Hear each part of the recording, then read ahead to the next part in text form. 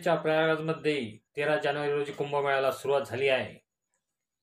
45 दिवस चालणाऱ्या या कुंभमेळ्यात देशातील लाखो भाविकांसह विदेशी पर्यटकही सहभागी झाले आहेत.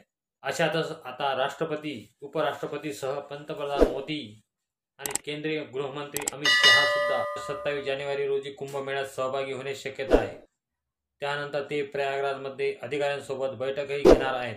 तसेच उपराष्ट्रपती जगदीप धनखड 1 फेब्रुवारी रोजी कुंभमेळ्यात जाऊ शकतात. या व्यतिरिक्त राष्ट्रपती द्रौपदी मुर्मू आणि पंतप्रधान मोदी सुद्धा कुंभमेळ्यात सहभागी होणार आहेत.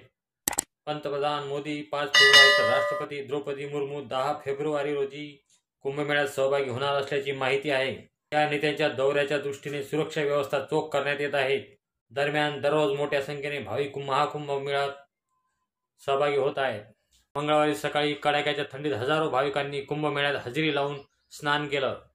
खराब वातावरण असतानाही भाविक कुंभमेळ्यात सहभागी झालेत. 13 जानेवारी रोजी सुरू झालेला कुंभमेळा 26 फेब्रुवारीपर्यंत चालणार आहे. महत्त्वाचे म्हणजे येत्या काही दिवसात भाविकांची ही संख्या आणखी वाढण्याची शक्यता आहे.